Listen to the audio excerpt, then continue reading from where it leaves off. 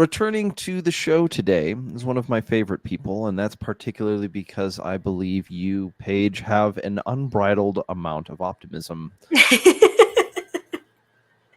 I appreciate that. Thank you. And I was trying to figure out how to not say that in the pre-show chat as we're trying to go through all the tech support things and fight our way through all that, kind of making sure that computers actually do their job. Huh. They must be communists because they don't work very well. But that being the case, Paige, welcome back to the show. Welcome back to the Redacted Culture Cast. And I know as much as we have many things to discuss and few things to get through all in one go, we are starting this episode in the middle of a political red hot summer, trying to literally have conversations about things that matter to us instead of being constantly ingrained in the rage bait anger game that is American politics. And now that I've noticed that, I forgot to turn on a light. But Paige, you do art. You've worked in the firearms industry for a while. When I say you do art, you have a certain art style that has made its way around the gun culture. I've also been one of those people fortunate enough to encounter you at SHOT Show and places like this. And so, as much as we are bad at introducing ourselves, I would like to give you a moment for the floor. Go. Yeah, I appreciate that. So I'm Paige. A lot of people know me online as Paigeosity. I've been doing art and stuff for a very long time. Life was always like a background thing that later just became a thing that I do. But in more recent times, I've really slid into my role as a professional unfucker and a creative solution specialist. So I've been doing a lot of consulting, organizing, undoing on like a lot of large scale projects, from even, going into a warehouse and catting out the space because there was a whole, gun factory that wasn't optimized well. And I walk in and I'm like, cool, we're going to put my Uline fetish to good work. And then we make it all magic, like some HG TV show for gun people, which is super fun. So I've done organization for, as far as the gun people go, like I've helped out Grantham a lot. Mike and Ashley are wonderful, wonderful people that I have the privilege of spending a lot of time with and calling my fucking like family at this point. I love those people. And then like Brandon Herrera, I got to redo his shop, which was super fun. His whole staff, I say whole staff, there's only a few guys there, but like they're just all fucking great. So that was fun doing his stuff. I've been out did some organizational stuff at Darcy last time I was out there, which was in June, which was wild. I've only ever gone in the winter before then, and that was very hot and organizing in the heat. And before that, doing class in full gear in that heat. That sucked. Yes, the winter will humble you, but the heat will just destroy. I mean, yeah, I'm like pretty comfortable with temperature fluctuations, and I know it's a safe thing to joke about, oh, it's so hot, it's so cold. I actually really like the seasons. I like it when it's hot. I like it when it's cold. I love, love, love the autumn and winter. I think spring is beautiful where I live out in the West Coast. Like we have beautiful cherry blossoms and, petals falling through the air. And then summers are hot. Like in Seattle, like, oh, it rains all the time. I'm like, actually, we have gorgeous summers. And because we're so far away from the equator, we get super long days. So the solstice is like sun starts to peek over the horizon at 4 o'clock in the morning, 3:30 in the morning, and it doesn't set until 10:30 at night. So we have these crazy long days, and then winters are super, super short. And I love that. So I enjoy that. But yeah, being in like 100-degree weather and 90% humidity in full gear was rough. Yeah. No, but I was glad to see that I could hold up with it. I'm like, damn, bro, like I lost like 7 pounds in a week just sweating out my body weight. Yeah. And you have so much anxiousness, like even, being stress inoculated to things. There's just so much excitement, anxiety even, that you don't really eat when you're there. You have to remind yourself to eat. Like, so I'll adrenal dump and then I'll be hungry, but the whole time I'm there, just like in it. And then shit happens and you're like, oh, I can eat now. Like the day has come to a completion. And some of those days can be whatever, 12, 14 hours long. So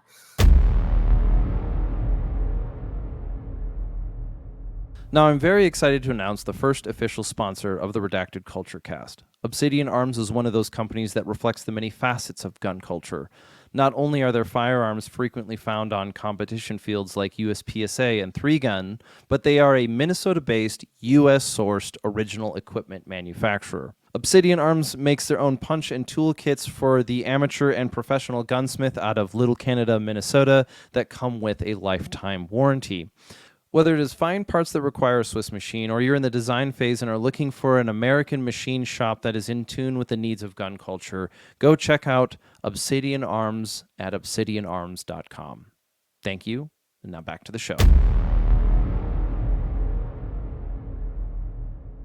If we were going to do this as an introduction, we've got Paigeosity, the artist lady who goes to Darcy and makes people's our minds less cluttered. I think I've enjoyed that. I know we've had a conversation about that, and now that we're actually having this chat in like actually in a recorded capacity, we still need to do that. We still need to get the right people there together and have you do a short video on how to organize this crap and how to make these, because I mean, you don't see the chaos that's in the office here, but I have piles of papers, literal you know those pictures that you get you get like the kind of wizard in the tower who's got like piles of papers, and they're all hand scrawled notes, and it's not like that. It's not cool. It's like it's bad. And so every once in a while I need to go through and need to like clear out all of my trash and clear out all my I used to think that ADHD was just fake and gay and stupid, and I'm like, whatever. But as I've gotten older and I've met people who are actually ADHD and taken a hard look at my own tendencies, I say actually, like our brains are literally rotted from hyper dopamine fluid dynamics basically in our brain of constant surges and stop gaps, and we're all fucked up with our dopamine levels, and we eat sugar and it's in everything and you can't avoid it unless you're in places like Europe where you're actually getting whole grains and non-hyper processed foods. Like even like Japanese processed foods, their corn syrup like molecularly is very different than our corn syrup. So like, oh, Japanese food has all this shit in it, and it's actually very different and processed very different in the body. So we have all of these crazy chemicals and sugars in our body literally rotting our brain. Like we've got proof for this. Like it's a drug on purpose. And then we also have a bunch of chemicals in our water, you know, turning the frogs yay. Like as much as that's like, oh no, that's real. Like y'all have microplastics in your balls. If you're listening to this and you're, you know, under the age of 40, you probably have guaranteed microplastics in your balls. So it's like, that's the world we live in. And as a result, there's a lot of weird neural shit that's happening, and we're seeing those effects in the younger generation with attention spans and the overarching terms of like brain rot and everything else. So ADHD, going back to your point, why I bring that up is like talk about these piles. You've got the doom piles, you've got the floor drobe, you've got these things that are, you know, creating messes all over. And whenever I see a mess like that, it just says lack of bandwidth. Like when someone is doing that, it means that there's a lack of bandwidth. It doesn't mean that you're a bad person or even that, oh, you're fucked up or you're lazy. It's like, no, you have a lot of internal resistance because you're probably processing so many things at once constantly, especially like parents. You go to like a parent's house, like my house used to be so clean. It's like, yeah, well, now you have 3 kids and 2 dogs and a very full schedule and you're both working full time. How the fuck can you clean anything up? That's ridiculous. And then for the rest of us who are, you know, even if we don't have those things, we're stressed out, we're facing losses, we're facing, you know, rents due, we've got multiple jobs. It's the impending doom of a very difficult world that we're all navigating right now that's very in our face with social media and everything else. So what do you do about that? Well, there are little things that you can do, which is being honest with yourself about, yeah, I'm a messy person, recognizing that there is a tremendous amount of not only, you know, philosophy and stuff for years, I'm sure you found in your own readings, but in, you know, scientific support of how a decluttered space helps us think better. They'll be like, oh, I like this stuff or these things. And it's like, well, it's like hoarders. You know, I don't treat that as like a dirty word. Hoarding takes many forms. And I've worked with hoarders, and they literally believe that those things are pieces of them. And that typically happens through, you know, great loss, trauma, abuse, like whatever. There's always some trauma thing. And they end up like these dragons and their keep, where they've collected all these treasures, and these treasures are important to them. And it becomes this heap of them, and it becomes an extension of themselves. So to just go in and be like, yeah, let's throw away this shit, it's not that easy. from someone on the outside, if I don't have emotional connection to that, that's hard. Then you go to a house where you're helping someone clean shit out and it's been 10 years, there's residuals from a divorce, from multiple dead parents. Like, for someone to sit down and go through that in a day, that's impossible. Like, they're going through emotions and stuff with that. So even to go through paperwork, if you have a pile of papers on your desk, like right in front of you, that's saying, holy shit, here's this pile of shit I can't deal with right now. And naturally, because we see something that causes a pain, the science of procrastination is that causes us pain, so I need to avoid that thing, which is very not conducive to what actually needs to be done. So we have to work really hard in our own mental gymnastics and emotional dynamics to address that. So organizing is something that I've really enjoyed, like I said, like functions, logistic or physical space, because you're not just giving somebody at that point, oh, you're just cleaning their space. No, you're giving them fucking bandwidth. And it is therapy in that way. And that therapy requires work from the individual. So it doesn't just magically fix everything, but it gives them space to make those changes. And like anyone listening to this right now who's like, oh, I'm that person, I have those messes, like, you're probably not a bad person or even super lazy. Like, do those things exist? Yes. And could you be those? I guess. But for the most part, it just says you don't have time to deal with this. Therapists need therapists. Organizers need organizers. We all need help that way because we're not programmed to be alone. So get help. Well, I opened this up with, one of the things that I enjoy about you is your unbridled optimism, and then for a moment there, you had me pretty doom pilled, where I was like, "Oh, great! Now I have to diagnose myself with ADHD." But comically enough, my wife actually did say that recently. She said, "Oh no, you have ADHD," and I got offended. I was like, "No, I don't. Stop telling me these things." So I don't know. We'll figure it out. Maybe I'll get a doc or something. I know. One of the challenges that I want the people, we're all having these conversations, and so I feel like this is something that doesn't require too much of an introduction. But after about 10 years of an argument with the VA, they finally diagnosed me with a TBI from a very clear event that was very well documented and all this other kind of stuff. And so when you're talking about things like PTSD, TBI, mental kind of conflicts, especially within an environment that is as corrupt as the VA is, or is bureaucratic. Let's just call it nice. It's bureaucratic.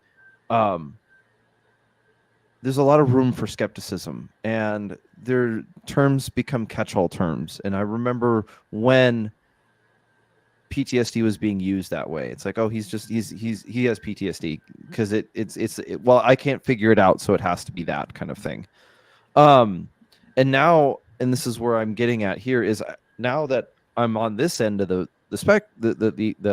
experience, let's say, sometimes I wonder how much of it is placebo and how much of the impact and the events that took place actually had an impact on my personality and who I am and how I think about myself. And it can be kind of scary at the same time. You're like, oh, my sense of humor was literally born in an explosion. Now that sounds cool. But at the same time, so does the fact that I have a hard time remembering things. And that is matched with a fear of dementia. And now I'm going to be a 50-year-old man who can't remember himself and anything. That's a terrifying experience. So why I bring all this up in that way is that the way that you're talking about it in the semblance of bandwidth makes a lot of sense. I wonder how many times have you encountered people, and let me know what you think about this one. People who see themselves as lazy, but they're just overburdened. I mean, I've been that person. I've been running my own business for, like, it started in COVID because I didn't have help after I lost my line of work and fitness that I was doing, and I decided to go for it. And I faced a lot of that. It was really hard and really painful. I was like, I'm such a lazy piece of shit. I can't even get out of bed to do this thing, or I didn't finish this commission. And I said I would. I was making a liar and a flake out of myself on accident, being like, yeah, I'll be there. And then I'm like, I physically can't. Like, what the fuck is wrong with me? I'm such an asshole. I found myself apologizing constantly. And I look back on that, I'm like, oh my God, I was so burned out. I had just hit a wall and I thought that I was invincible. And that I was like, no, like burnout, like that doesn't affect me. I'll be fine. I know how to do this. And then I was kind of drowning in my own egotistical perception, because we all have an ego in that way. Not that I was like, oh, I'm such a good person. It was just like, no, like I've got this. I'm the leader. I'm the oldest cousin, the oldest sibling, the example, like my whole life growing up. Like I teach people, I help people. This is what I do. Well, none of us can fucking do it alone. And so when we get to those places, going back to therapists need therapists, organizers need organizers, I eventually just had, I know you believe in the power of prayer, and I'm very much that kind of a person too. So last year, I think you and I have talked about this before just in our own conversations, but last year my prayer to myself, my prayer was asking God to tell me the ways in which I was lying to myself and to give me the grace and capability to accept and change those things, because holy shit, there were things that I thought I could do. And it was like, Paige, you're not going to fucking do that. People will show you who they are, right? Like anyone struggling with discernment, like we make excuses for people we like or for things that we want to work out. People will show you who they are. Workplaces will show you who they are. Believe them. That goes the same with ourselves. So there were things that I was facing and I'm like, you're just not going to do that. So now how do we get from point A to point B? And I do face people who are just like, they don't want to believe, like, you know, you mentioned your wife had brought that up to you and you were like offended by it. Like ADHD or these things, like they're not dirty words. We are fighting something so outside of us. We are on purpose addicted to sugar, addicted to social media. Like the best citizen is a fat, lazy, like pot smoking fucking consumer. That is the best person they can have. Like even better if you're on the medical system where your company's insurance is paying out for you to be the like unhealthy person. Like cancer patients make so much money, trans patients make so much money, diabetic patients make so much money. If they really wanted to fix these things, they fucking would, because there's ways to do that. There's ways to fix that. Like, and it's not corporations buying up tiny farms and turning them into terrible things so that we consume more. So in this all plays a part in like, oh, having people feel lazy or stupid or whatever. Like autism's not a dirty word. Hoarding is not a dirty word. These are just things that actually happen. And I think sometimes people think that identifying certain traumas, experiences, or psychological issues, e.g. TBI, right? They think like, oh, if I identify this, suddenly we're going to lose control. But it's actually the exact opposite. If you can put yourself in a position where you can put a name to that, you can put a name to, oh, that's the thing my family did to me my whole life, or that's the thing those people have done to me. This is the type of relationship I'm in. This is the type of disorder I might be dealing with. I'm not saying to diagnose yourself alone, but I think it's important to ask those questions and explore those things earnestly so that you can then go, oh, wait, there's millions of people who deal with this, and there's a lot of options. The options can be overwhelming, but even in my own journey to deal with my own depression, I too suffer from great TBI. I have a brain scan I've got to get this fucking winter because I'm like making sure, like, hopefully there's nothing crazy going on, but like I've had a lot of concussions. I've had a lot of things that have led up to stuff where I'm like, whoa, I'm feeling depression. Like, is this because of the birth control I had to medically go on? Like, eventually got off that, which was a very big and hard decision for me because my body's affected by its own disorders that was helping control for me. And it's like, I had to make that leap. And a brain fog went away and things got a little bit better, but there were, you know, clearing the smoke a little bit, or muddy water clears best when left alone, right? You got to let things settle. You can kind of start seeing the bottom a little bit and going like, okay, let's move that and kick up that dirt for a second. Let that settle. What are we looking at now? And you it's a very patient process. So going through each of those steps and going, what can I do that doesn't have side effects? I can work out. I can eat healthy. I can get good sleep. And if I'm not doing those things, like, oh, I feel like shit. Why do I feel like shit? Well, I haven't slept. I haven't ate. I haven't, had good hydration, or I've been eating in weird things. I haven't worked out. Wow, it's so crazy. I feel like shit. Like, being honest with ourselves, or how we're lying to ourselves, isn't just saying like, oh, you're a good person or you're a bad person. It's saying, oh yeah, I can be functional after 3 days of no sleep or working multiple 12-hour shifts in a like place or environment that I fucking hate. Yeah, I can be functional after like experiencing great loss and going through those things and just pushing through. That's fucking insane. That's insanity. Oh, I can do this alone. Fuck you. No, you can't. None of us can. We're not supposed to.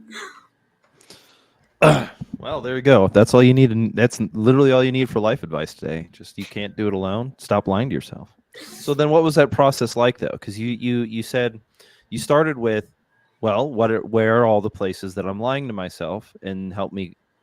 You asked for clarity, which is, and I'll admit, like I do think is a bit of a courageous element. Like, and maybe I can explain this in a different way, but um, one of the things that is very difficult to see, or not difficult as in hard, but it's sort of painful, is when you watch the willing blindness of individuals, that you can see that they cognate the issue, that they understand that their role in its continuation, but then turn a blind eye and say, well, that can't, you see it in some situations where it's very caricaturistic, but it's not often. But you can see it happen most often. I'd say most often with adults. I don't. Kids are a little telegraphy when it comes to that way. So what I'm saying is, it took. I think there's an element of courage that should be attributed to that kind of question. There's I'll go back into philosophy as well. So there's a character by the name of Descartes, Rene Descartes, which is where we get cognito ergo sum, or I think therefore I am.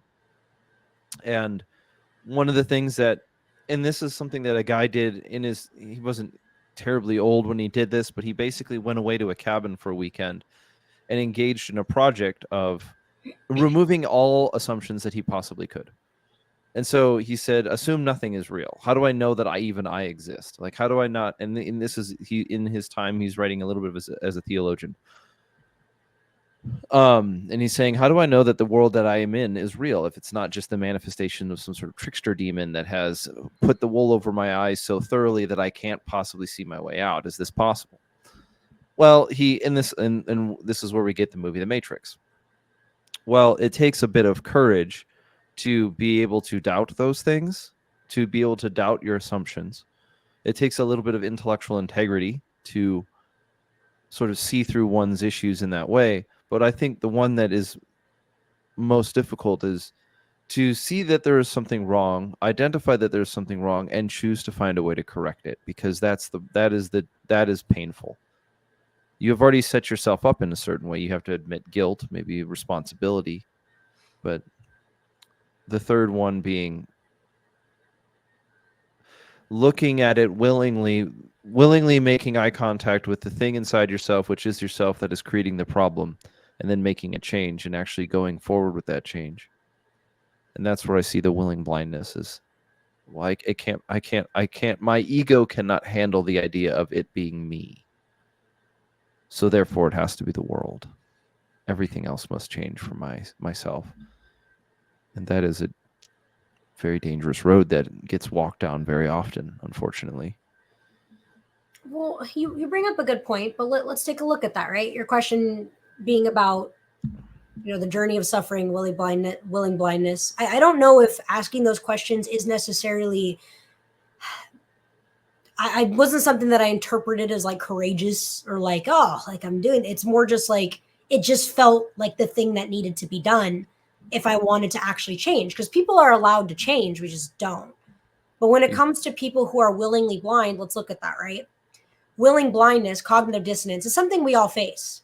But let's go to, as children, we all learn to survive. You said something, oh, children are really telegraphy, right? Yeah, we are when we're kids. So let's look at the child who has the parent who's, has BPD, borderline personality disorder, or is an alcoholic, or maybe they're bipolar, whatever it is, right? They come home and that parent is, crazy. You don't know who you're going to get that day. Your mom's got a hormonal disorder, whatever. Maybe she's all over the place. You don't know if she's going to bite your head off or be nice to you that day, right? So the child, to create a safe space for themselves, because every child deserves that, a safe space to fucking exist and to bloom into what they're going to be. I don't care who you are or what you've been through. Every human being on this earth is worthy of that. You were made to be allowed to have that space, and kids should have that, right? The freedom to explore and learn within safe guidelines.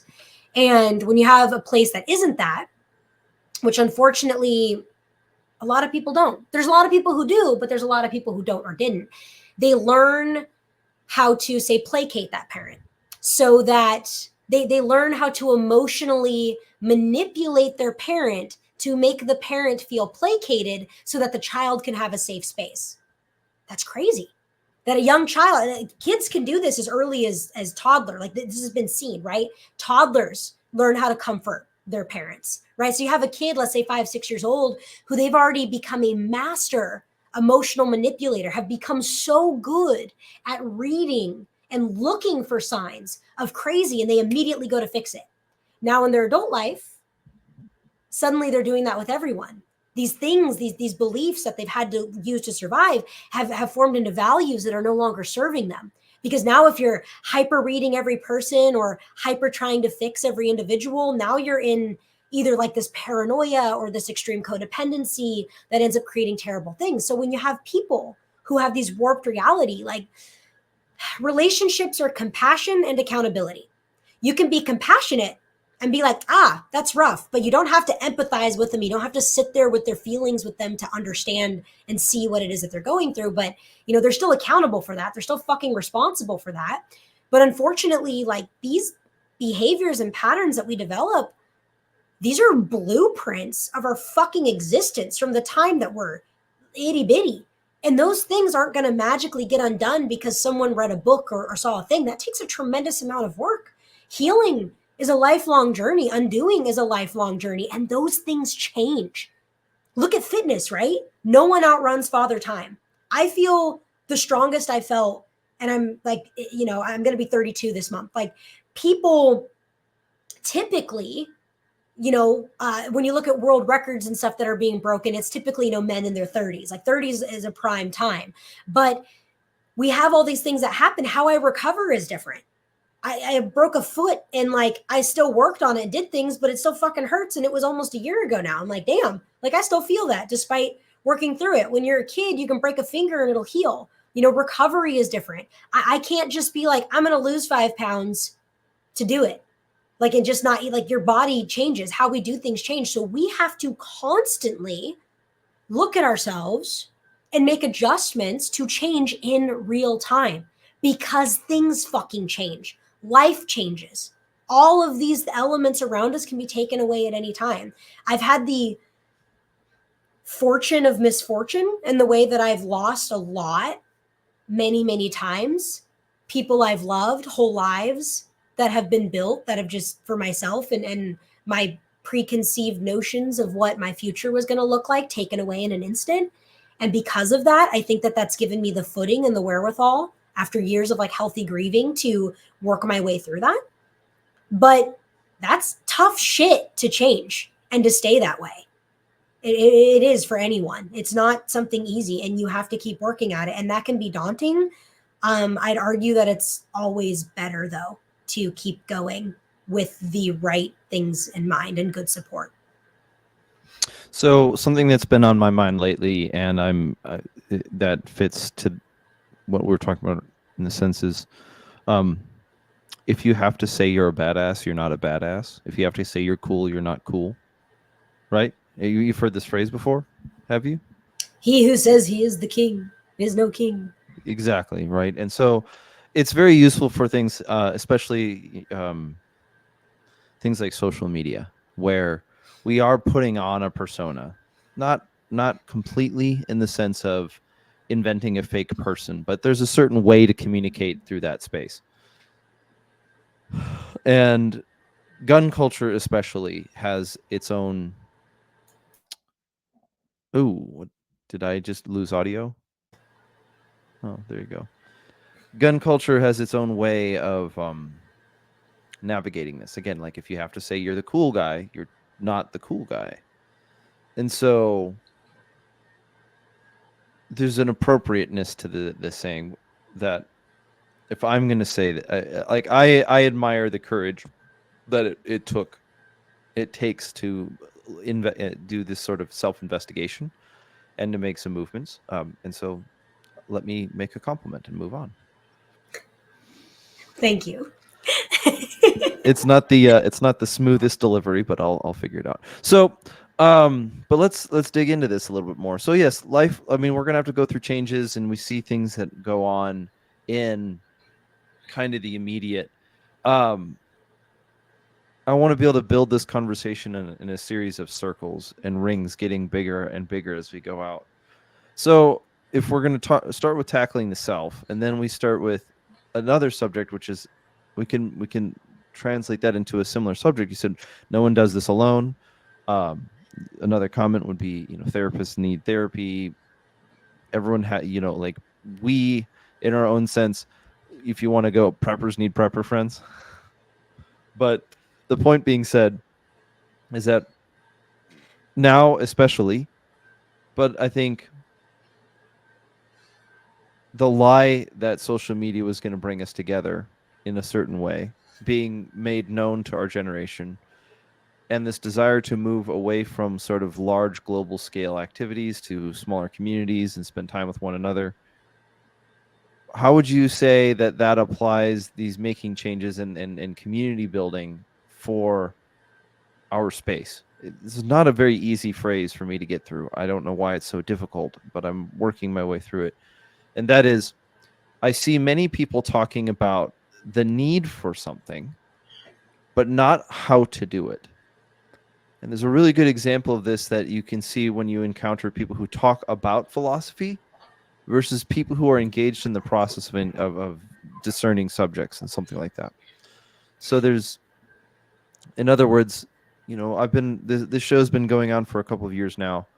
The topic of community is very important, but I think that so much of gun culture has been especially brutalized into almost a form of antisocial activity, because every time that we quote unquote get together, we're, if nothing else, claimed to be a militia or seen as a threat against somebody, which is partially true.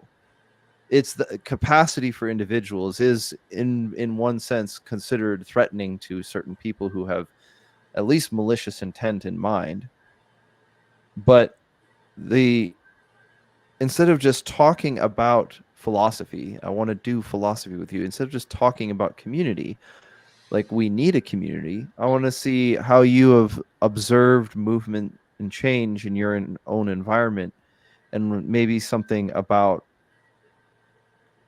because an artist in one part is a culture building element, how you've seen that take place in at least the gun culture, if not beyond that. Well, it's interesting because I like, my favorite thing to create is relationships. I love people. You don't have to like me and I'll still like you. I've had some unfortunate instances where there are people who quite literally hate me. People that I've like tried to talk to that they just hate me. I just got weird, they're the ones who suddenly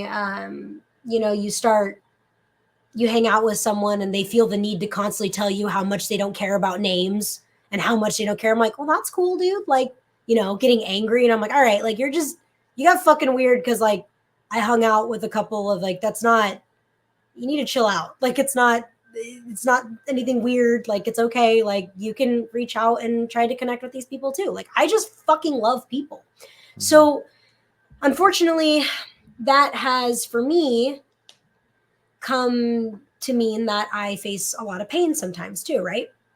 And in community, that can be hard because people will say, oh, I hate people. I hate getting let down by people. Or, I hate people. And I'm like, you don't hate people. You just hate getting let down by people, which is totally fucking fair. But I've been asking in the question, like, how do I know who to invest in? And that's the thing that's really shifted for me, is discernment. Going back to, like, people will show you who they are, believe them, right? So we quickly make excuses for people we like. Charisma is a fucking weapon. If you have someone who every time they contact you, they have to apologize for how long it's take to contact you, like, don't apologize to me. Like, either you're just going to be there or you're not. People will tell you who they fucking are with their actions every single time. People will not love like you do. People will not, like, sometimes we have the wrong timing. Like, these are things that just fucking happen. So building community, that can be tough if we've been jaded on certain things. I just don't believe in that. Like, as a little anecdote, kind of outside the gun community. You know, I was with someone from the ages of 17 to 25 that I loved with all my heart. They were my one and only. I did those things. I met them when they were, you know, the nobody bagging groceries, the creative enterprise that I've created for myself now. I use that word loosely, but the world that I've created for myself now, I gave them all of that energy and they kept me on a leash. Like, oh, it'll be your turn next. We'll invest in you next, all this stuff. Well, I gave them everything I had, helped them prop up their business. That business took off. It started making a lot of money. As soon as that happened, they fucked their 20-year-old secretary and married them with the ring I picked out.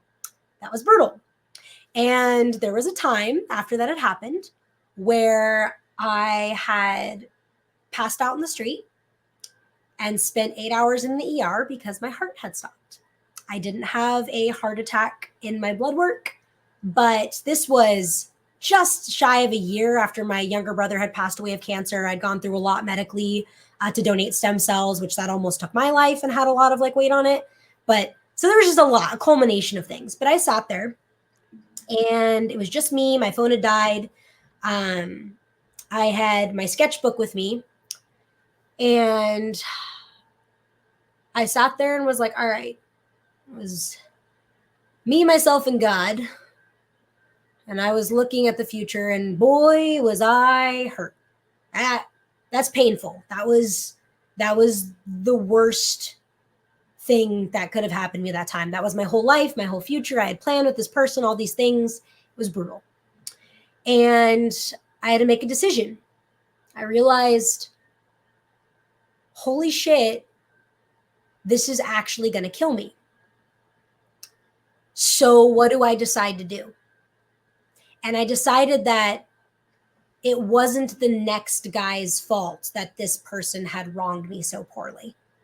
I knew I couldn't carry that and put it on someone else because I'd never give myself a chance. So it's important that when we're meeting people and we're doing these things that we take more time to discern about them, to have boundaries. Everyone says that word, oh, boundaries, whatever. Like, no, boundaries are emotional fences. Like it's if anyone ever makes you feel guilty for saying no about something, fuck them. No, I'm allowed to say, hey, don't talk to me that way. And if someone gets offended because I said I don't like to be talked to that way, you can, like, that's a you problem, buddy. That's not on me, right? So going forward, it was like, all right, I've got to not let go what happened to me. I've got to work through that. But I need to accept that everyone isn't that way. And sometimes we're just going to be wrong. Be wrong. Know how to be wrong and know how to get through that. I look back at myself even a year ago and go, holy shit, I was wrong about these people. I was wrong about people that I thought were my friends for a long time that I made excuses for, who hurt me tremendously. But that doesn't mean that it's going to be other people who are going to do that to me. Instead, I've got to get better at discerning. I wasn't wrong in how I loved and supported them. Fuck that. And you know what? I would rather stand by someone and be wrong about them or find out terrible things about them and say that I was their friend all the way instead of be lukewarm and shitty and wishy-washy about something. I'd rather be wrong and be hurt about being wrong about them and learn how to be more right about people in the future than just be doubtful and skeptical and shitty about this person that I'm going to call my friend or call my community. Not everyone can be that deep. You can't be that vulnerable with everybody, but how I extend myself has changed. How I'm vulnerable has changed. And you can have things that overlap and common denominators, and you don't have to be best friends with fucking everyone. You can be colleagues. You can be peers. You can all show up to the same fucking range day and have nothing else in common except that you guys enjoy shooting guns and you all support gun rights. And you know what? That's going to have nuance. And in order to get someone on your side in that nuance, you have to be an example of how to convince them of what it is that you believe. And then we'll find those moral congruencies, because a morally congruent society is a high trust society. And your point of talking about militias and stuff like, oh, people come together, like, it doesn't matter in what way people come together. Yeah, if people are coming together and you're constantly posting racist tweets online and talking about how much you hate the government, like, yeah, that's gonna be bad optics. But a bunch of people coming together for a fucking barbecue, you're not that important. No one's gonna care. Like, I know people who create the like how things work as far as algorithms like on Meta and everything else for like what watch list feed. Basically, they look at everyone has sort of like a hot map of things that they do, and you create like these little clusters, and each person kind of develops like a social media profile. This is how ad companies buy our information and stuff in real time. What are you clicking on? What are you looking at? Well, those overlap, and those overlaps go, oh, all of these categories popped hot on this person, so this person now goes into this category of all of these things are present. Like, oh, they've got racist memes and anti-government, and they're buying chemicals to make something that might be nefarious. Like, that all goes into like a pool, and that overlap is what forms. But for the most part, there's so much information out there. Like, yeah, we're probably all on a fucking watch list if they want to subpoena us, whatever. But it's like how your social security number and credit card information is out there. It's a lottery, whether or not you fucking get picked today. You're not that important. Like, you're not that important. Unless you have 1 million followers online, like, it's going to be okay. Make your fucking community. Like, quit making obstacles that are insurmountable so that you can't connect with people. So you're now again, you keep doing this in this show, and you keep doing it. And it's a phenomenon that I've encountered in individuals as well. And that has to do with belief, particularly around the idea of belief. And you get the word skepticism and cynicism and so on and so forth. And so,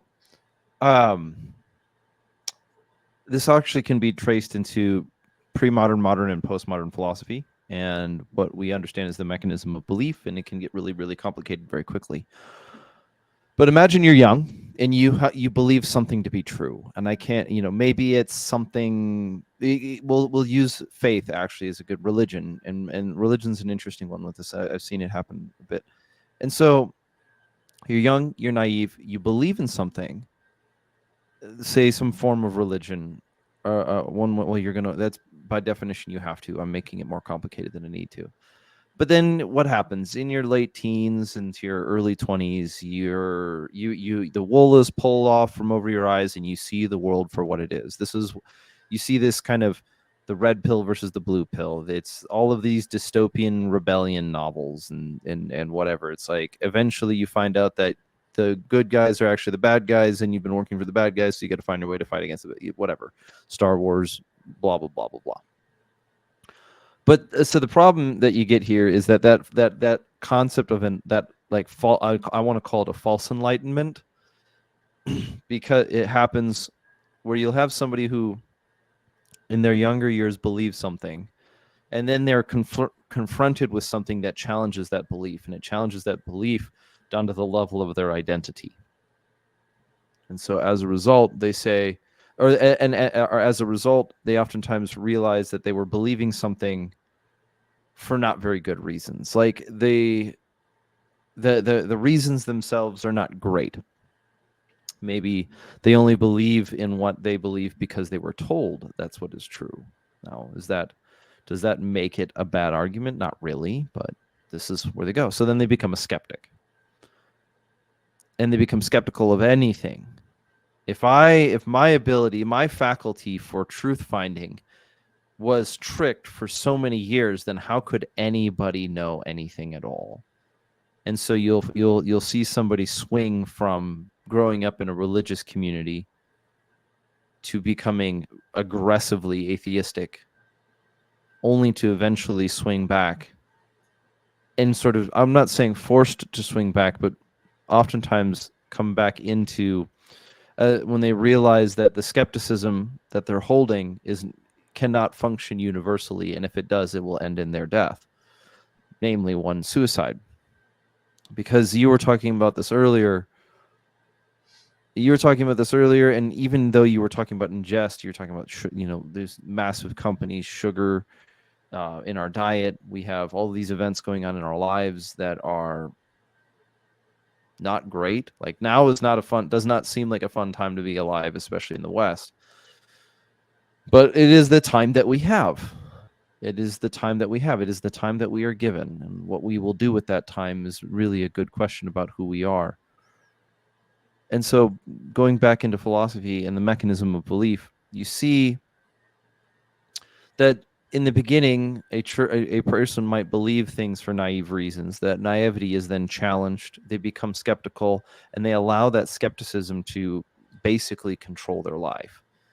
Because well, I can't be hurt if I do all the hurting first, or I can't be hurt emotionally don't if I don't believe anything. I can't possibly be seen as being wrong because I can't believe anything. Like, you can't nail me down to any solid belief, so therefore I can't be a hypocrite or I can't be wrong until, well, even that premise requires a series of assertions and foundations. And ultimately, I think it takes some courage.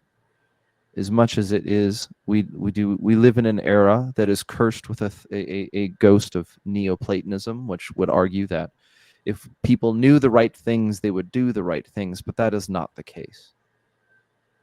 And so what we end up facing, and what I'm trying to get at in this idea of the mechanism of belief when it comes to faith, is that that skepticism that comes in, and so that replaces the void that was left by the death of religion, itself functions as a religion, and it is a self-destructive one. And so the individual is eventually finding themselves at an intersection where they must either go one way and choose death, not just decease, not just the death of the body, but the death of the mind and the will and the hope, and a very true, painful death, or they must go back to believing in something, at least something, that they can figure out a little bit at a time, which very oftentimes, most oftentimes, in fact, has to be, ultimately is a form of belief similar to what they believed as a child, or some sort of belief in something. They can't just live on skepticism. And so this is why I think you see many people leave the church in their 20s and come back in their 30s, because they have to go through that full circle. It's kind of like the hero's journey. It's kind of like the slow death, that eventually you come to the end of it. And I think gun culture, now that we're in our 30s, and I can say that, it's interesting looking now at the culture and the community, because at times I feel very young and at times I feel very old, and how I had to admit that I was wrong about many things, and maybe some of those things were very important. I had to admit that I was wrong, that the military could not define my identity.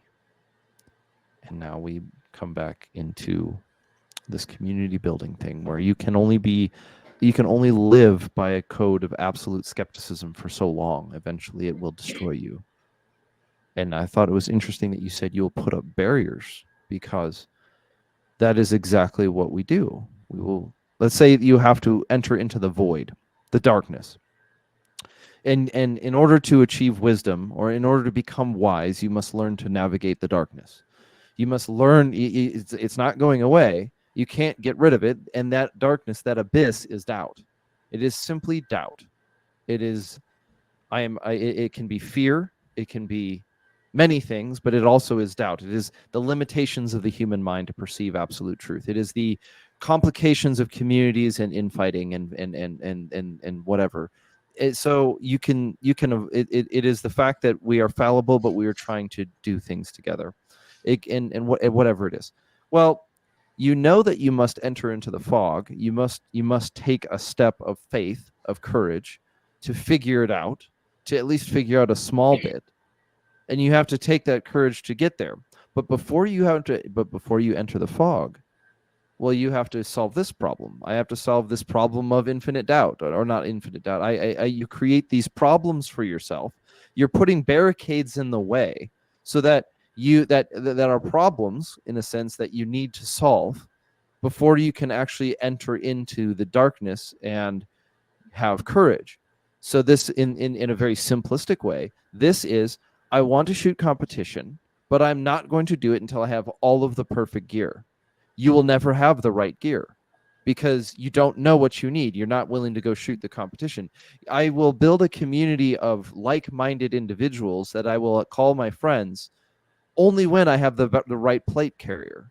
My brother in Christ, you're not going to do it that way. You need to actually humble yourself before other people to be a part of that community first. You can't walk in with the credentials accomplished. I'm going to have a team. I'm going to work in a professional team, a SWAT team, a military unit, and I want my team to be solid. I want them to be solid, like great fitness, and have all their and have a sense of community. I want to have this sense of camaraderie with my fellow soldiers. You have to build it.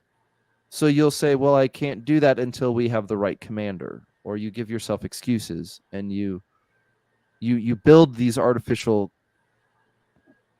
barriers to entry, and then oftentimes blame them on other people. Hence the obsession that some people have with this idea of gatekeeping.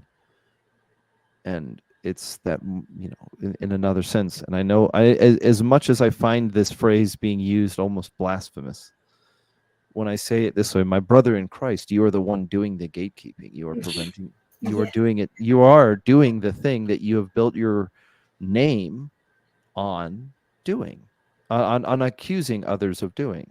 You are now, there's this kind of classic story of the fool who becomes king doesn't make the kingdom better. He just gets his vengeance, and we all suffer for it. So I'm sorry. I kind of derailed us there. No, it's fine. There were some great points in that. I think talking about too, like beliefs and what you're describing, the entering of the void.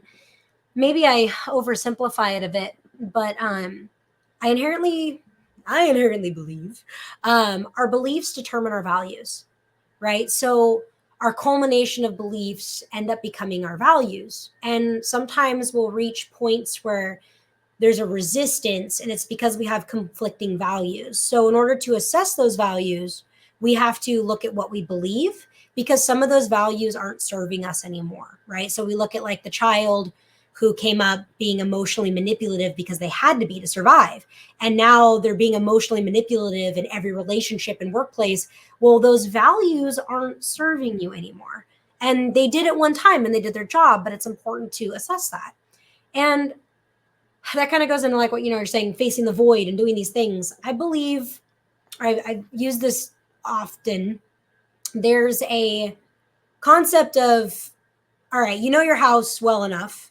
Once you move in, it takes you a little bit, but your house well enough that if the power goes out, you probably know where the fucking light switch is. It can be pitch black, but you've walked that so many times. You can walk to the bathroom in the middle of the night with your eyes closed and piss and not miss because you know where it's at. You don't need it to be bright, right? Well, emotional intelligence, I believe, is that mapping.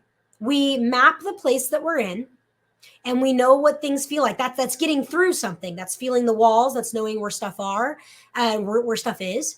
And then when the lights go out, we know where the light switch is. We might have to feel around a little bit, but we have a pretty good idea where it's at. Or the power goes out, you have a pretty good idea in your own home where maybe a lighter and a candle is, or a flashlight. And I know that, I don't mean that's like minimize anything in this analogy, but it's like you make it a little smaller. It's like, yeah, that's that mapping. You know how to bring light to the space because you know what it's like to feel around and find shit in there.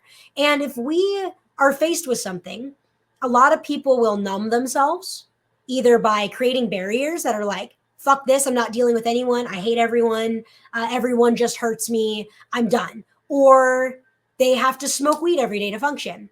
Or they have to drink alcohol every time to have social relationships with their friends or to loosen up. Or they have to eat a lot of like foods to feel okay or feel comfort or do something, enter your vice here that works in a way to disconnect you from dealing with what it is that you're dealing with. Because if you get a fucking cut, you've got to clean and suture that cut. You end up with a neat, tidy little scar. Or you break a bone, and guess what? That bone hurts when it breaks, but you need to go get it reset, or you're going to end up with a fucking wonky bone that's going to hurt for the rest of your life. So what's the immediate difficult pain later becomes either a tidy scar or a dull ache. And if you don't care about that cut right now, it's going to become infected and you're going to lose your whole fucking limb. Or you don't deal with that break, it's going to have to get rebroken and you're going to be older and it's going to be harder to recover. Our ability to change and to heal and to like develop new understandings that's always there. Even in fitness, like you always have the right at any age to get healthy.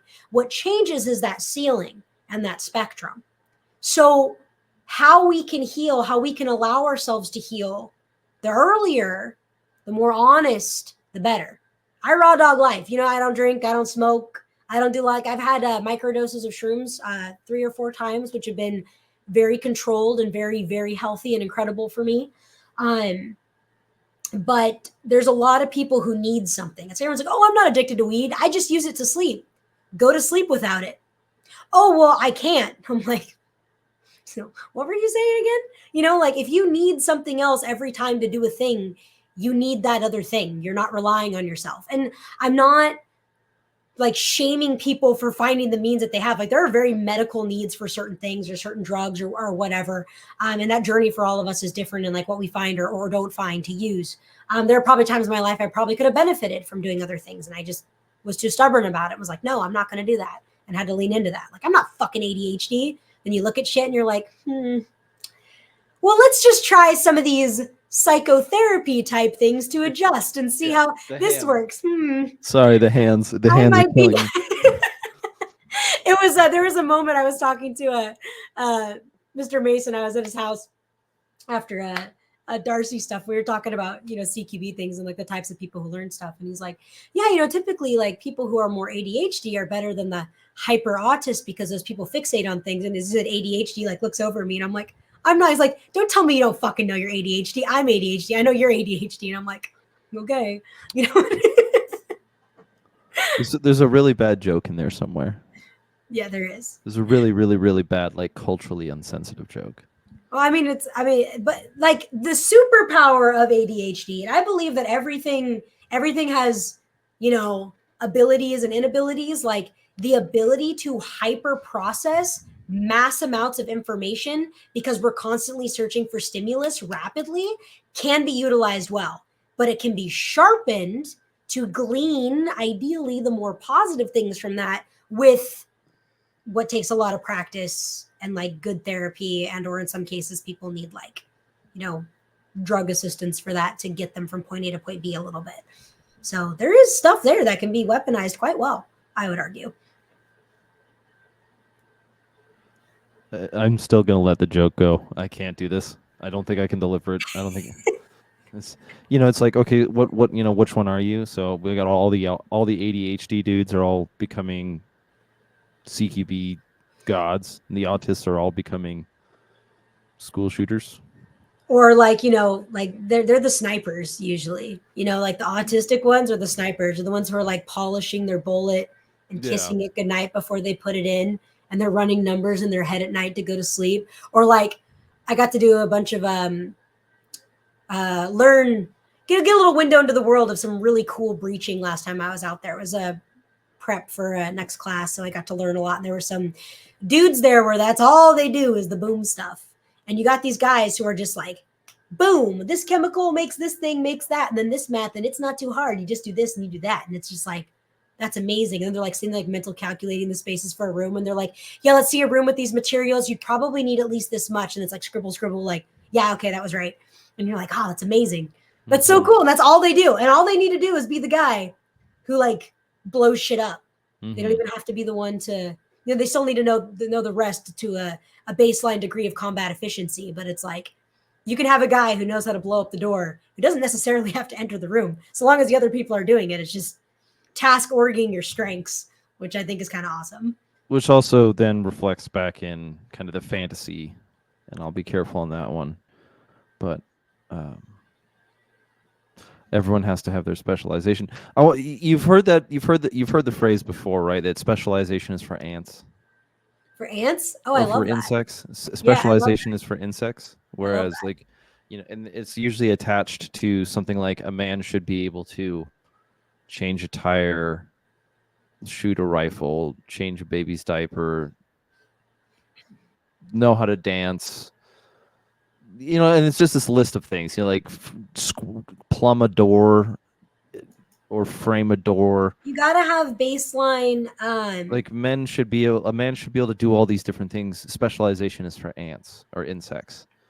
So there's that end, and we're talking about this. We're talking about ADHD. We're talking about culture and all these events going on and things, and it's sort of one makes me wonder. Then, are there then essentially two types of people? Those who are going to be on your, as we were joking, the autists who are capable of aggressive fixation on a specific topic and in a form excellence, but it's gonna come at the cost of everything else. You think of even the writing and even the writing of some inspirational quotes, I guess, is all that they're going to chalk down to. But is that you might have to sacrifice the world in order to achieve the goal, whatever it is. Well, it's like people who argue like footwork and shit. Like there's certain things it's like, oh, strong hand, weak hand. Like those drills are good. Can you confidently like hit your target with your weak hand with as much accuracy and precision as you can your other one? No. So then don't fucking shoot with that hand right now because that's not what this calls for. You can train that later on your own time. You know, that there's just certain things that it's like, you know, people argue stuff. What is it the end? Like, you know, TTP, you got your your laws, your procedures that no one really disagrees on. Mm-hmm. You have your tactics, which are typically still pretty umbrella implemented. And the thing that people argue about is their fucking techniques. Oh, I got to do it this way. You got to do it that way. Look, my technique for dragging a body is going to be much different than the technique of a 6'4" man dragging a body. My technique for navigating the fucking stack at my size is going to be much different than someone who's a literal fucking hitbox. Like there's different things that have to happen. You called someone a hitbox? Oh yeah, no, like there was a guy last time I was out here. He was like, yeah, he was big, like 6'7". And I was like, yeah, hitbox over here. Like, what? Like, oh, yeah, he's fucking huge. Are you kidding? Like that, like me, I'm battle size. Like I'm 5'1.5", 5'2". You see the little guys, like small, angry men, like they're the kings of the fucking battlefield. Like you can see all these chads, and it's like, yeah, you're heavy and you're big. Like that's good. Like having the big guy, having the tank to like carry a body is great in the event of like a casualty. Like for me, throwing 50 pounds into the back of a truck, you know, like that's neck height is going to be a lot harder than someone who's, you know, 6'1" and just be like, boop, with that same weight. Like, yeah, if I'm throwing shit at hip height, it's way easier too. But that's just not how it is. That's what, yeah, there's all the guys who always had the advantage, the short kings always had the advantage in, you know, when you had to do push-ups for rank or whatever. Yeah, short kings, I see you out there. Like they're the kings of the battlefield for real. Yep. Like that's where it's at. Like those guys, they've got like, and they've got so much to prove a lot of the time too, because a lot of guys, you're fucking small, you've had it fucking hard your life. Most guys, like the short dude with the cauliflower ears, never fight him. Never fight him. You will lose. You've got, that person will smoke you every time. I've seen it so many times in different bars and structures. Some guy talks shit. It's like, that's not going to end well. He's got a lot to prove. Yeah, this is going to be a long conversation for another not another time, but it's just like, oh yeah, this is going to end well. Yeah, I don't know. I think some of us have seen that turn out to be more consistent now, which is the those who are more skilled are the least likely to try to participate in violence casually. I'm still working on my phrasing on this one. I haven't quite nailed it down. I might have something for you on this one. Yeah. There's this great guy, like his name's Jesse Enkamp. He is literally a like obsessed martial artist. He just collects forms. He's super humble. He fights everyone he can, learns so much. There's a street fighting video, and with one of the guys, they're talking about stuff, and the guy's like, look, violence is a language. You either speak it and understand it or you don't. Mm-hmm. That's it. And that's so succinct and so fucking real. Like, violence is a language that you either speak and you understand or you don't. Some people can learn it, but like you just, it makes sense to you or it doesn't. And there's a lot of divide in that with like, you know, genders or like backgrounds of different stuff. It's really, that's just how it is. Some people, it connects with them and they understand it. They don't have to be in it. For others, they've had to learn it. Like, I believe pacifism to be a privilege. But when it comes to those things, like, yeah, it's like, I believe that everyone should have the right to have a firearm if they want to. Like, I don't believe that everyone should be forced to learn how to use one. Like, I had a friend of mine who was a teacher, and I was like, teachers should be armed. And he's like, I could never take a life. He's like, I understand what that means and how hard that would be. He's like, I could never do that. And I'm like, you know what? Not everyone on this planet, like no one should ever have to be in that position. Like, I think that's a terrible position for anyone to be in. But it's like, at that point, yeah, like you shouldn't be forced to take a life. I feel that I have a responsibility to due diligence when I have a weapon, not to go looking for trouble, but I have the right and capability to protect myself and someone around me in the event something goes awry, which I hope it never fucking does. But I'm never going to not give myself that opportunity because I know what it looks like when you don't have it.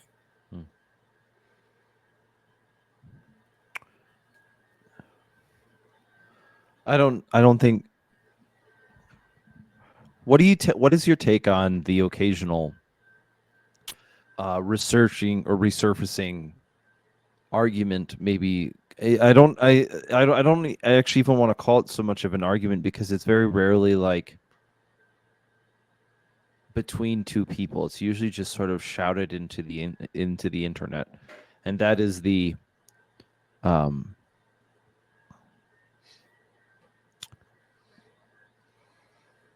there's the I'm trying to find the right words for it. It's the idea that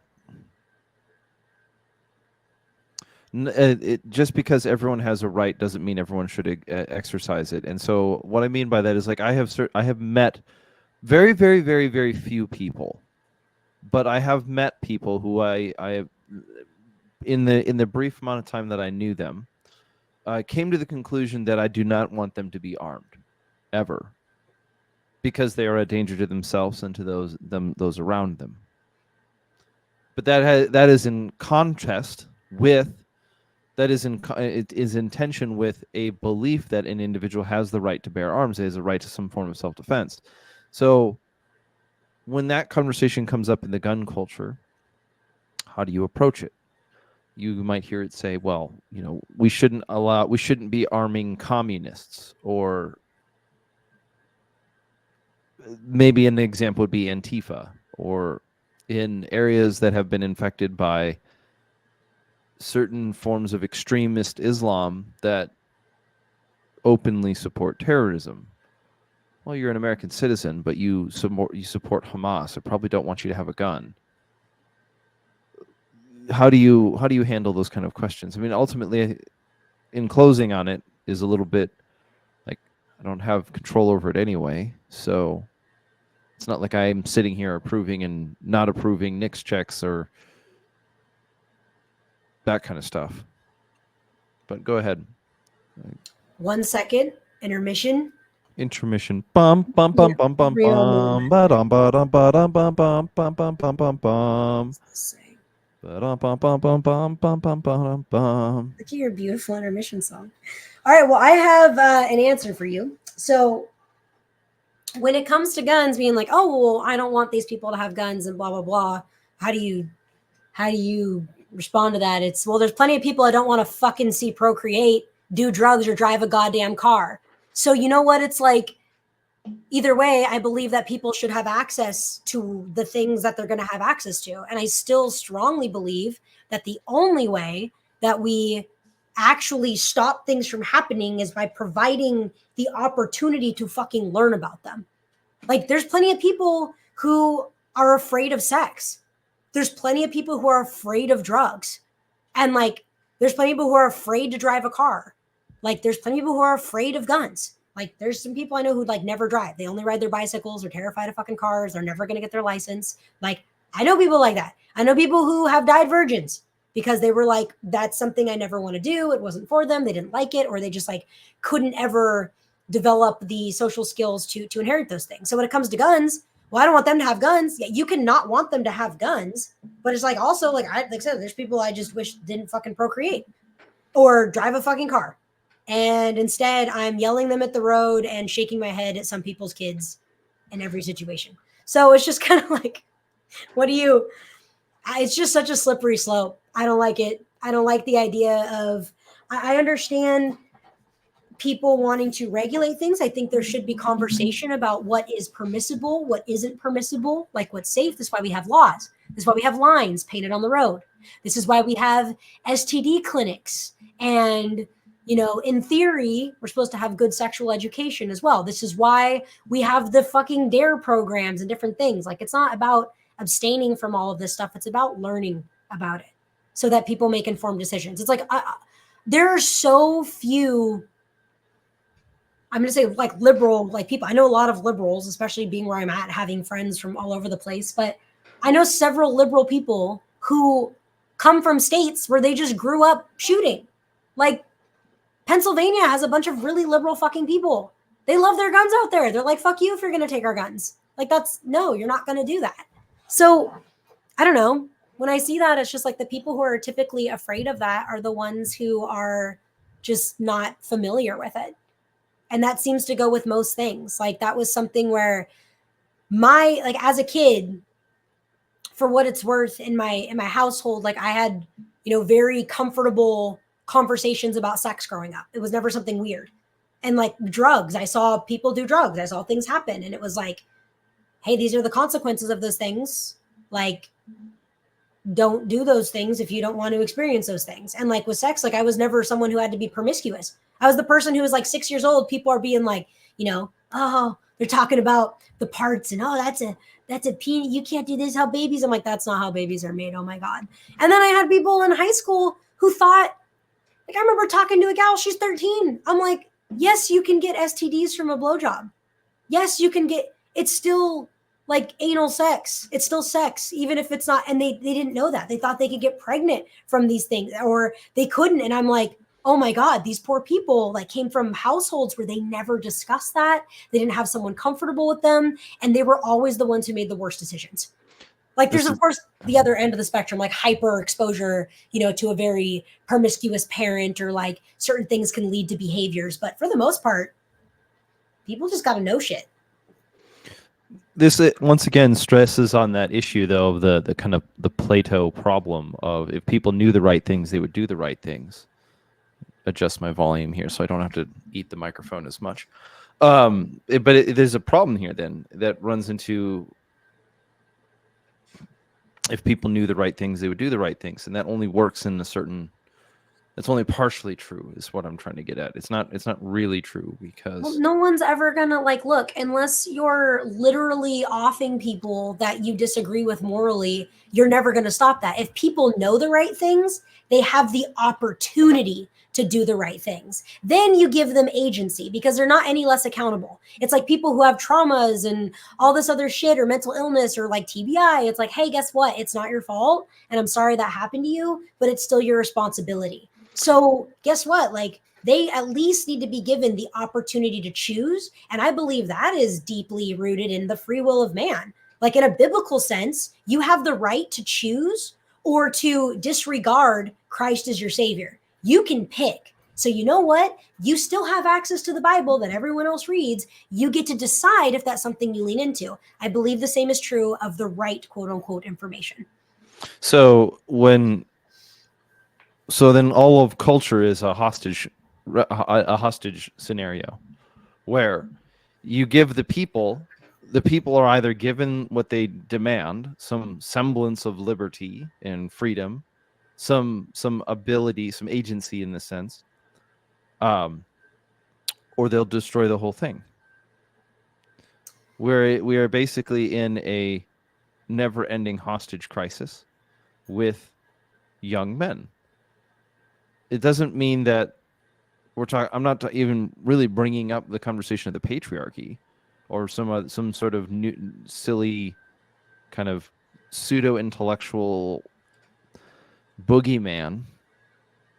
But I mean, like, going back into looking at left-wing ideologies, like smash the patriarchy and feminism, and the white fragility of Robin DiAngelo. You're looking at a very low IQ kind of boogeyman problem. It's everything can be summed up into the thing. It's not really all that different than, like, oh, the Illuminati.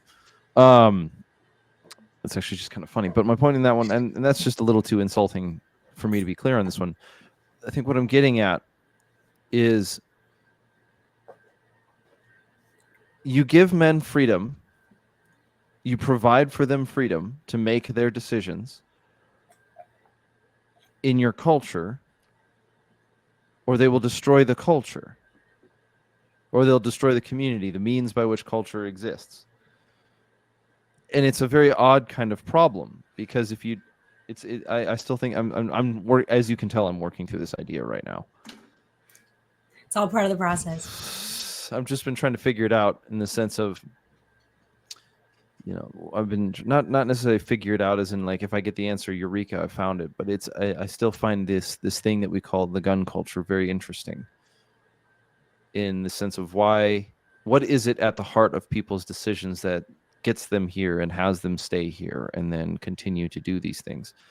Like, gun culture has we have we're just going to talk about gun culture in America. Like, we have a disproportionate amount of firearms, and we are skilled in various different ways, but we're never the ones that are going out and doing the violence. It's gun culture people are not the people going out and burning down a Wendy's because some dude killed himself with drugs. It's not them. It's weird. Well, it's bigger picture too, going out in layers. Like, you're gonna have what's deemed as threatening to the institutions that make decisions about what morals and culture we're allowed to have. And so the other thing I think that's really important about gun culture is that there is a common denominator. A common denominator matters. But how you develop your own community, like, that can be an overlap, but it doesn't have to be the main point. There's plenty of guys I know who just like guns because they like guns. Like, that's it. There's so many sport shooters and stuff in the same way who are like, yeah, guns are cool, but like, I could live without them if I had to, And I'm like, for me, it's a very different moral and emotional connection thing for me, because I have, reasons. I've witnessed a lot, and I've been in positions where I've had to fight that I didn't want to, and having that gives me the power and ability to have the decision, like the right to make those decisions. But when it comes to gun culture as a whole being, weird in this way, it just comes down to, you have individuals who are actively deciding what group they dehumanize because it doesn't work with them. And I know that I've said this perhaps on here before, like in conversation with you, people, especially people of God and things. I'm like, look, ISIS, commies, pedophiles, Antifa, they're all God's children and God loves them all. How you decide to pass judgment on that is between you and God. But ultimately, I am not here to decide who isn't human.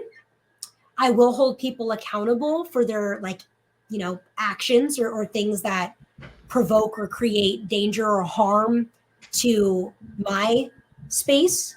But you're also talking about something a little bit deeper, which is, the culture element. This is why culture is so important. Going back to what I said earlier, where a high trust society is a morally congruent society, or inverse, right?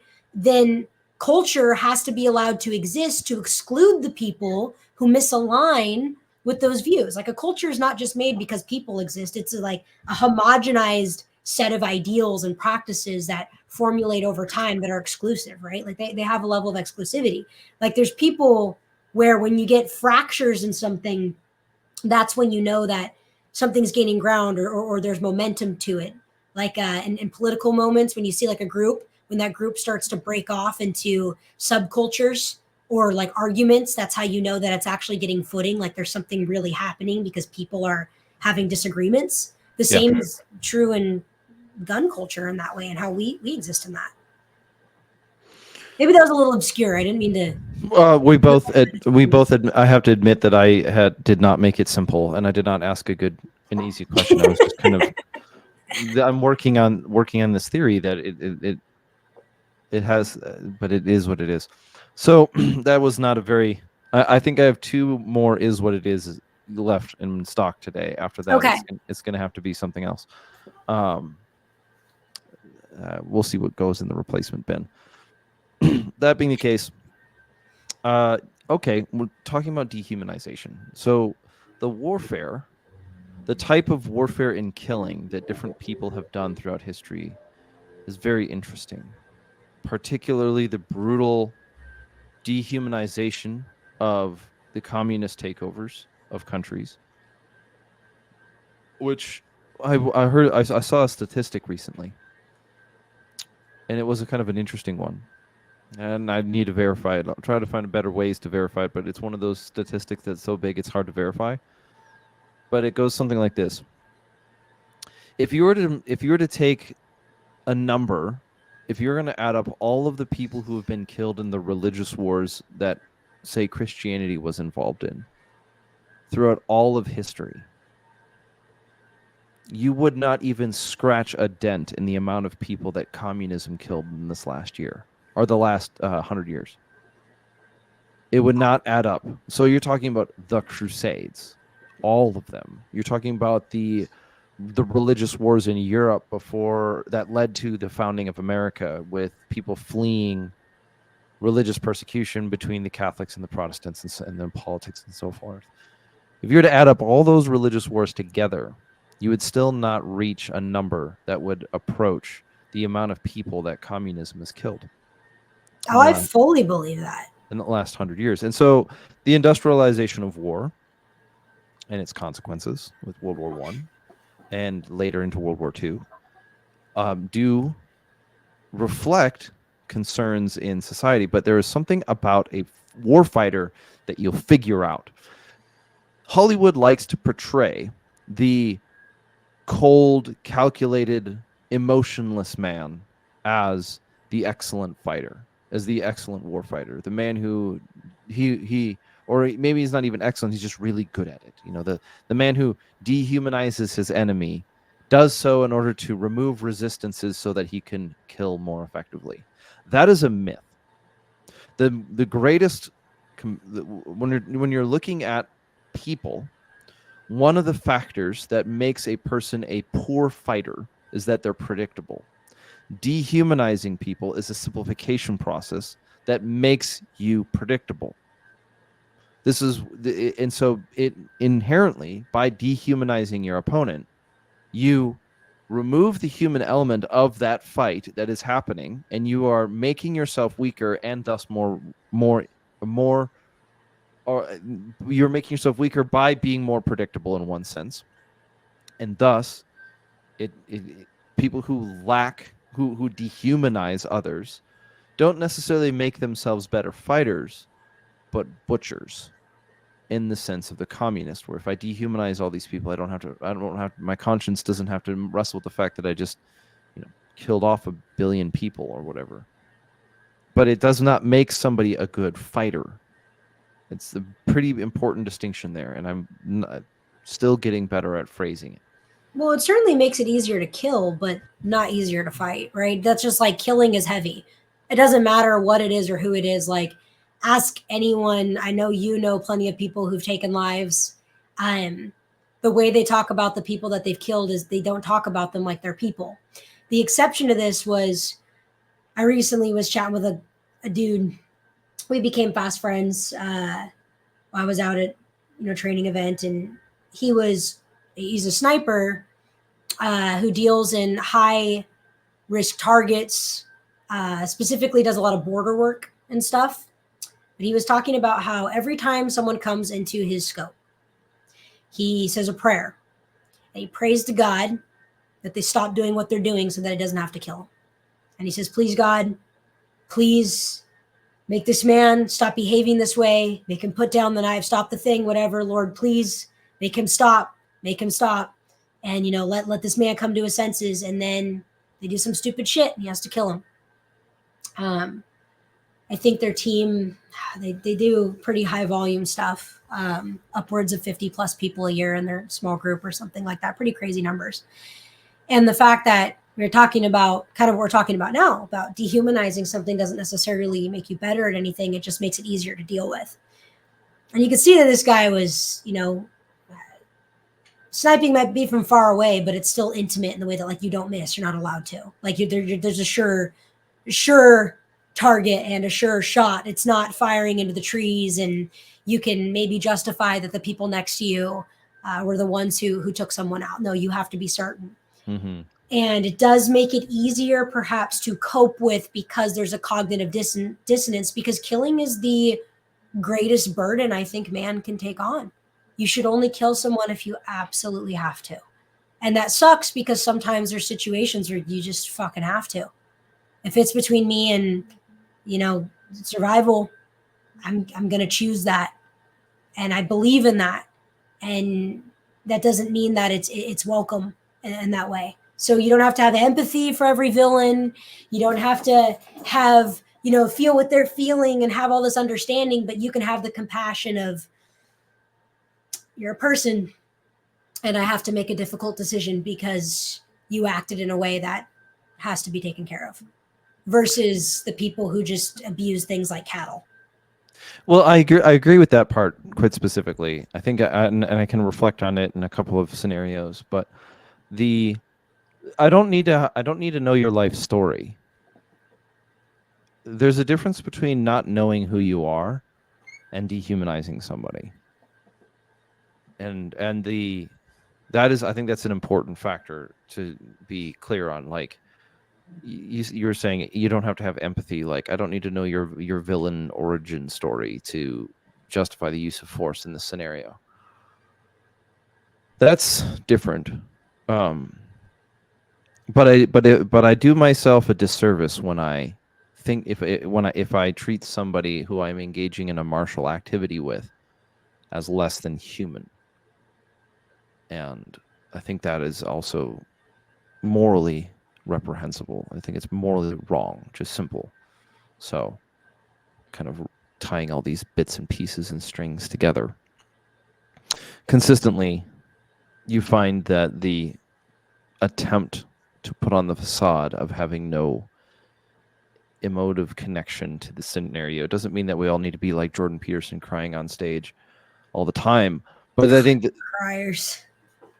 Criers. Nah, we can't have any of those around, can we? You wept once. You're done. You're dead to me. Phrasing being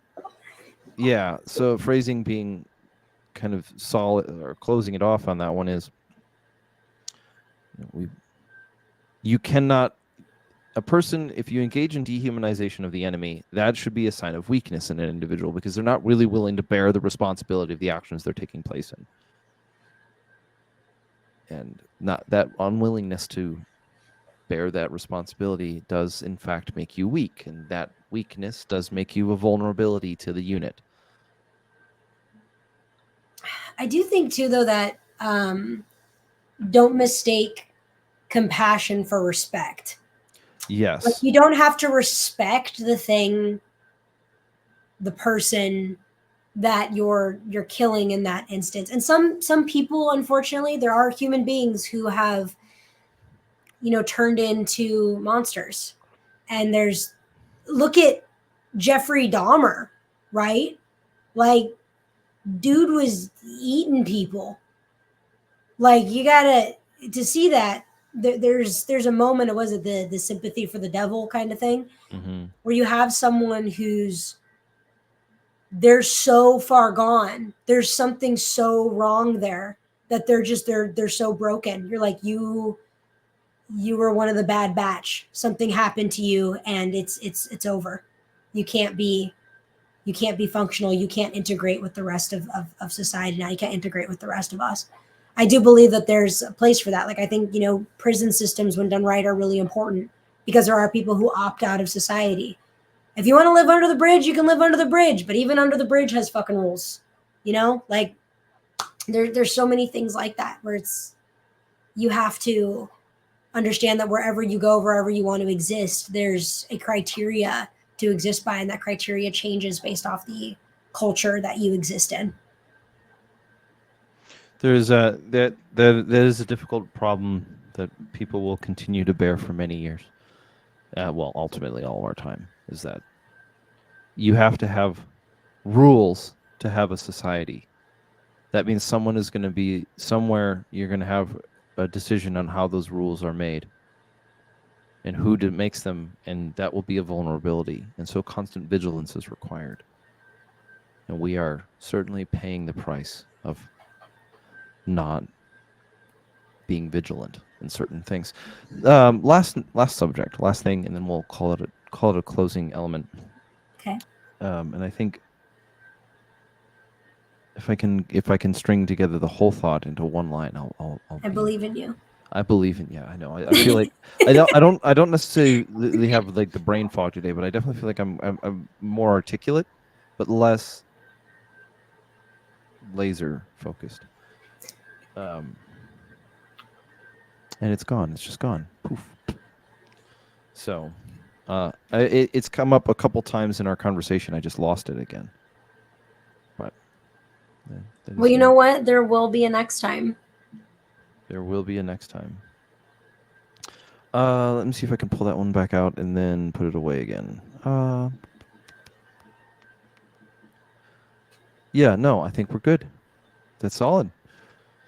Well, Paige, what's coming? What's new with you? What's coming up? What's on the horizon? What are some things that people can be excited that?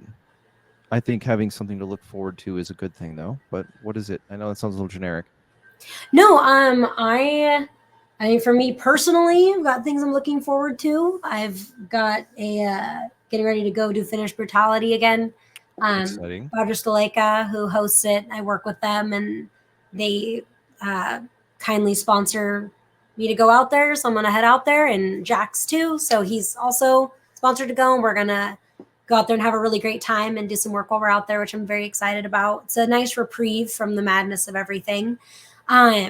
Back end side of things, I am still grinding on Pew Peeps. I have this expo set for spring next year.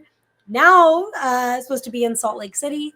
And it's just, God, there's so much fucking paperwork and people take so much time to do anything. Anything you think you're going to do, it always takes 2.5 times as long. So yeah, I give myself a pretty decent cushion, but I'm working my ass off on that, doing everything I can with my little team to make things go. So that is still exciting. That is still happening. That'll be spring of next year, actually in May. So working on that. But as far as everything else goes, I did make some furry art of Lucas that came out great because he earned it. T-Rex arms. That was a fun endeavor. People were asking, and I provided with all my love. I gave very special fan art. You can find that abhorrent degeneracy on my Twitter. Otherwise, I've actually been kind of off social media a little bit, just with so much going on. You know, having dad pass away and dealing with that back and forth, and because they're thousands of miles away, so that's been a lot of back and forth to Texas and everything else. I've got big projects on the horizon. Some I can't talk about, but we'll see what that amounts to. I will pry you for information and require it of it. In other words, well, that is exciting. I'm glad to hear that Pew Peeps is back on the table because 2020 we've had this conversation a couple times over the last 3 years, but 2023 was a tough year for a lot of folks. It was hell. It was like literally the things that I'm dealing with now are residual from 2023. Mm-hmm. Like it's just chaos. But it was a tough year for. I think it was odd because like when we're looking at it now, you've got like two types of sort of chaos. Right now, this is being recorded in the summer of 2024. Every week for the last 4 weeks has been some major political event that completely dominated all cultural conversation. Attempted assassination of Trump, Joe Biden steps down, Kamala Harris, Tim Walz. So like all the last 4 weeks have just been like these heavy hitters of like, I am tired of the politics, and I know we wanted to stay away from it, but that at least that's a problem that you can look in the face and say that's what's going on. 2023 seemed very different, where it was just kind of like a malaise of blindness. Malaise is a good way to put it. I think, because the whole world was sleepy and terrible from a pandemic, and everyone was dealing with that differently, and how that was dealt with wasn't like no one did a good job, like anywhere. And anyone who maybe did do a good job, it got stomped out by those who didn't. And then it was like, as the world kind of came back, I think people were hoping for normalcy. And then, like, when you're 30 and you realize you don't recover as well, everyone realized, like, oh shit, the world is different now and things are different now. And there was just kind of a collective cloud of depression that continued to weigh at the ankles of everyone, on top of, conflict overseas with Israel and Palestine. There's always going to be something. Yes. I have too much, in my own life to deal. I'm like, I have priorities, and it can't be rage bait on Twitter, which is why I typically use my Twitter for like silly art, little snippets of wisdoms I gather online, and then like positivity, being like, yo, what's up, guys? It's okay. We're gonna be okay, because we are. And you're listening to this, you're gonna be okay. Learn how to be wrong. Ask about yourself. Pray a little. Touch some grass. Meet some people. Do something. It'll be all right. The never this I remember what was lost and what that part that kind of evaporated, and that was going. Now I understand that it is certainly going to be a conversation for another time, because that is I think, narrowing in on the never-ending series of moral injuries that Americans are being that Americans are being subjected to, is a topic that is going to be very hard to breach in a the very limited amount of time we have left. So I agree. But you've provided some encouragement for the weekend. I will make it through, and this is good. Well, Paige, thanks for coming on the show. Thanks for having a chat. This was I think this is probably our deepest one yet. You've